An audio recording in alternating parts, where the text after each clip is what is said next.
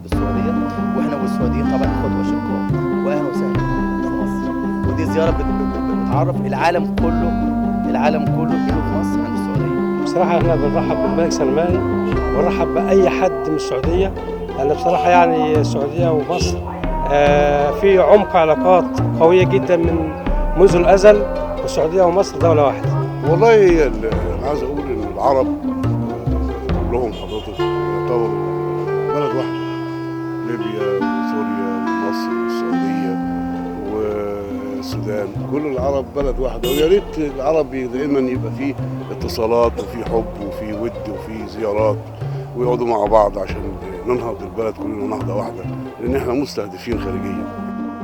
والله يعني نتمنى ينعش الاقتصاد في مصر شويه، يعني واخد بالك، هو يشرف اي رئيس دوله يشرف مصر يعني. هو مردود الزياره يرجع اولا واخيرا على السعوديه مش على مصر. بمعنى احتياجات السعوديه دلوقتي ايه؟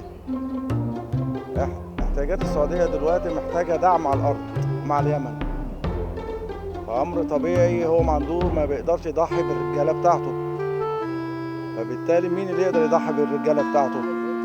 مصر.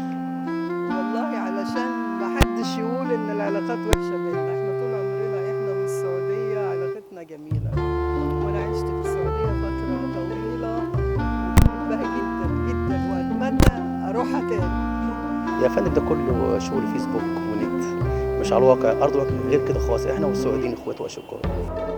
حضرتك شايف لو مصر قدمت بطلب على قروض او ودائع في البنك المركزي ده هيضر بالاقتصاد المصري؟ ما اظنش يضر الاقتصاد المصري. هي اكيد اي قروض تضر اكيد، ومصر اقتصاد تعبان شويه يعني. بالنسبه لكلمه الودائع، كلمه قروض وودائع من دول الخليج والسعوديه اصلا ما ينفعش، لان لازم نعتمد على نفسنا اعتماد ذاتي. بمعنى انا دخلي 100 جنيه اعيش بال 100 جنيه، ما اخدش كارد من بره. لا والله الفلوس داخله البلد هيفيد الاقتصاد المصري، مش هيضر يعني.